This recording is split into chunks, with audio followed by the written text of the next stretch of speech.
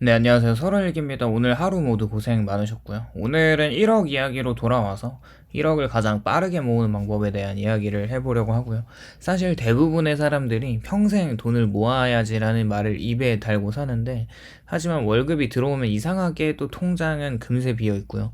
생활비나 카드값이나 구독료나 커피값, 택시비나 회식비 등 많은 소비 요소들이 존재하는 한 돈을 모으기는 쉽지가 않습니다. 돈은 계획적으로 모으기도 전에 습관적으로 사라지게 되는데, 그러다가 문득 30대 후반이나 혹은 40대가 되어 통장을 열어보면 이 나이에 겨우 몇백만 원 남았네라는 현실과 마주하게 되고요. 하지만 놀라운 사실은 돈을 모으는 것은 특별한 재능이 아니라 뭐랄까 일상의 패턴이 습관화되는 건데, 그냥 돈을 모으는 게 습관으로 굳혀진 사람들을 보면 참 신기한 것 같기도 합니다.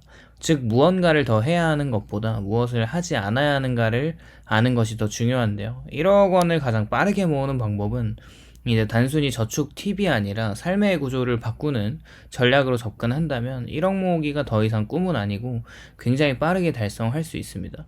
많은 사람들이 어떻게 하면 빨리 1억을 모을 수 있을까라고 묻고, 많은 블로그 글이나 유튜브 영상에 팁들이 많은데, 그냥 단순히 말하면 소득을 높이고 지출을 줄이는 게 핵심이죠.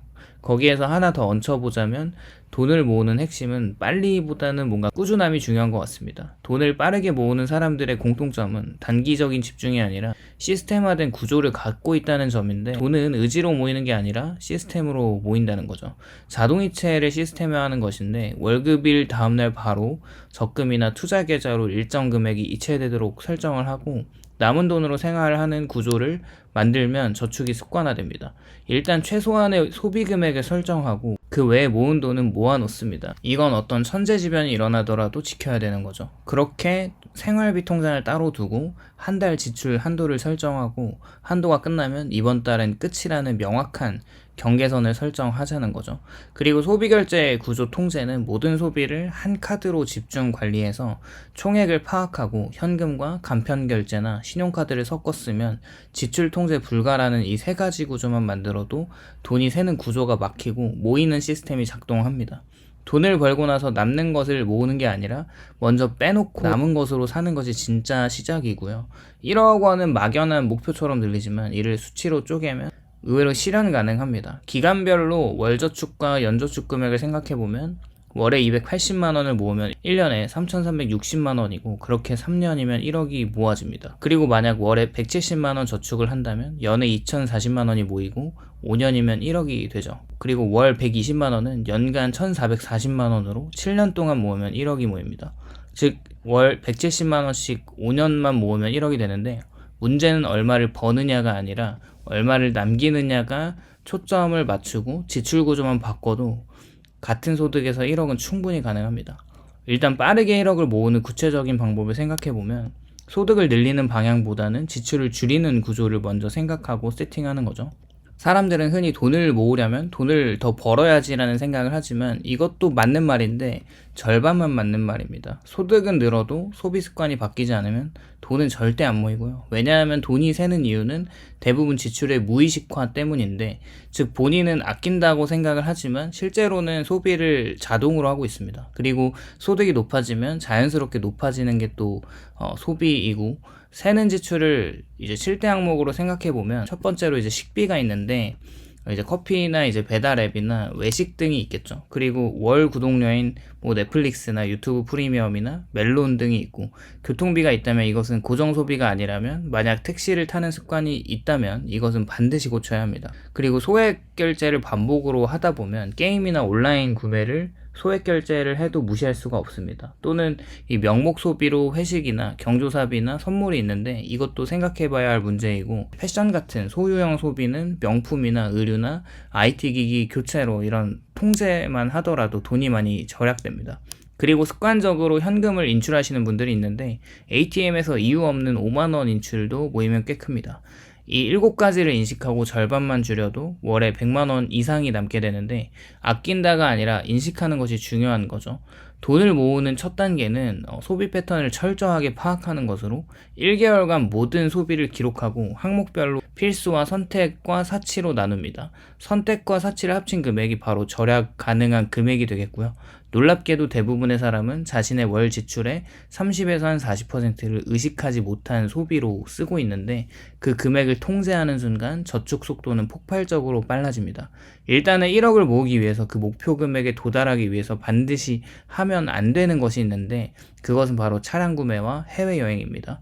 차량 구매는 정말 돈을 모으는데 최악의 소비라고 생각을 하고 중고차를 구매하더라도 1,000만 원 이상이 들게 되고 신차를 구매할 경우 3천에서 4천만 원의 목돈이 들어갑니다. 물론 한 번에 돈을 내지 않고 할부로 5년간 갚게 되는데 그 갚는 기간 동안에 저축 여력을 정말 많이 줄어들게 하고요. 신차를 구매해 보신 분은 알겠지만 돈이 5년 후에 차량 원금과 할부를 갚고 그리고 나서 모아놓은 돈이 거의 없는 자신의 통장을 발견하게 될 것이고 해외여행을 간다면 해마다 다니는 사람들도 마찬가지로 차량을 구매하지 않더라도 연간 몇백만 원의 목돈이 나가는 걸 보면 이게 별거 아닌 것 같지만 만약에 월 저축액이 100만 원도 안 된다고 하면 연에 500만 원을 추가로 저축할 여력을 잃게 되는 것이라서 이것은 누적되면 1억을 모으는데 몇 년 정도 더 소요가 되는 결과로 나타납니다. 일단 저는 돈을 모으는데 처음부터 바로 투자를 하는 건 권하진 않습니다. 일단 처음 투자하는 초보자 입장에서 물론 수익이 날 수도 있는 투자이지만 손실도 이제 피할 수 없는 것을 보면 손실을 견디는 힘이 부족하기 때문에 어느 정도 목돈이 모아질 때까지는 최대한 아껴서 원금 손실 없는 금융상품에 투자한다는 것이 맞다고 생각을 하고 있습니다. 일단 방법은 은행 적금이 될 수도 있고요. CMA 계좌에 자동이체를 하면서 돈을 모아가는 것도 맞고 그렇게 이제 비상금은 절대 쓰지 않는 돈으로 인식하는 원칙을 지켜나가면서 기초자산을 모아갑니다. 저는 개인적으로 3천만 원까지는 ISA 같은 계좌를 만들어서 이제 비과세 혜택을 꾸준히 누리는 MMF 같은 상품에 매월 월급을 받을 때마다 모아가는 걸 추천합니다. 일단 그런 취지는 원금 손실 없는 이자 수익을 확보하고 ISA 계좌 같은 3년 동안 무조건 해지하기가 까다로운 곳에 돈을 묶어 놓음으로써 목돈이 만들어지는데 참고로 ISA는 만드는 사람의 자산과 급여 수준에 따라 최소 200만 원까지 비과세를 적용받고 서민형이라면 400만 원까지도 세금이 나가지 않아서 좋습니다. 그리고 참고로 ISA는 1년에 2천만 원까지 납입을 할 수 있어서 2년 차에 3천만 원 정도의 자산이 모아진다면 그 모으는 시간까지 원금 손실 없는 운용을 또 했다면 같이 그 시간에 자산 배분을 공부하면서 지속적으로 ISA 계좌에 월 적립으로 납입합니다. 그냥 무지성으로 계속 모아가는 거죠. 이때부터는 복리로 자산을 늘리는 구조를 만드는 게 핵심인데 방법은 ETF를 활용한 상관성이 낮은 자산들을 조합해서 배분하는 겁니다. 가장 오래된 전통적인 자산 배분은 해리 브라운의 영국 포트폴리오인데 미국 전체 주식의 25%를 넣고 장기 채권의 25% 그리고 현금 25%, 금 25%를 배분하는 포트폴리오로 연평균 100년 동안 6.8%의 수익률을 기록한 엄청나게 대단한 자산 배분 전략입니다. ISA 계좌에서는 미국 전체 주식을 추종하는 것도 좋지만 S&P 500을 25%에 넣고 TLT 이제 장기채권 이제 안전자산으로 미국 30년물 환노출형 ETF와 현금은 미국 초단기 ETF 3개월물 이하로 가져가고 금은 KRX 금현물 ETF로 각각 거래량이 많은 상품으로 모아가면 좋습니다. 이 구조의 핵심은 복리인데 복리의 마법은 시간이 지날수록 가속됩니다. 일단 이런 식으로 초기 금액 3천만 원을 달성하고 월에 100만 원씩 납입을 하면서 연평균 7%의 수익률이라면 4년이 조금 지난 53개월쯤에 1억이 달성됩니다. 물론 더 많은 금액을 납입한다면 더 빠른 시간 내에 이제 1억이 가능하겠죠. 그리고 이 방법으로 계속 꾸준하게 돈을 모아가시면 분명히 더 큰 자산을 형성할 수밖에 없는 구조가 완성됩니다. 일단 그리고 앞서 말했지만 1억을 모으기 위해 이것만 하지 않으면 돈이 빠르게 모이는 것을 생각해보면 가장 중요한 건 남의 기준으로 소비하지 않는 겁니다. 친구가 산 명품이나 인스타그램의 라이프 스타일과 유튜버의 소비 패턴에 영향을 받는 순간에 지갑이 열리는데 나도 저 정도는 돼야지라는 생각은 가장 비싼 지출이 되고요. 절대 1억을 모으기 전까지는 나는 돌을 닦는 심정으로 계속 모아야 하고 아직 노예 신분에서 벗어나지 못한 자신을 계속 인정하고 최소한의 먹는 것을 제외한 소비를 해서는 안 됩니다. 그렇게 돈이 모이는 사람은 비교를 멈추는 사람이고요. 그리고 신용카드 할부는 절대 금지입니다. 할부는 미래의 소득을 현재로 당겨 쓰는 행위이고, 앞서 말했듯 자동차를 구매한다는 것과 해외여행은 절대 지양해야 합니다.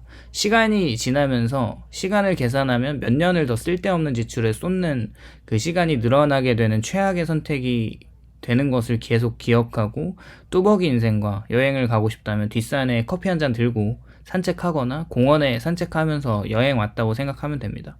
그리고 보상 소비라는 개념을 머릿속에서 지워버리고, 이번 달은 고생했으니까 나를 위해 써야지라는 생각으로 저축 습관의 패턴을 무너뜨리면 다시 과거로 돌아간다는 것을 명심해야 합니다. 진짜 보상은 소비가 아니라 축적된 자산에서 오는 평온입니다. 그리고 저는 이게 가장 중요하다고 생각하는데, 투자는 한 방이 아니라는 착각을 버려야 합니다. 투자의 세계는 마치 초보자 입장에서 들어가면 무기를 하나도 들지 않는 인간이 야생에 버려지는 것인데, 진짜 어떤 상황에서 순간 모아놓았던 돈이 날아갈지 모른다는 생각을 계속해야 합니다.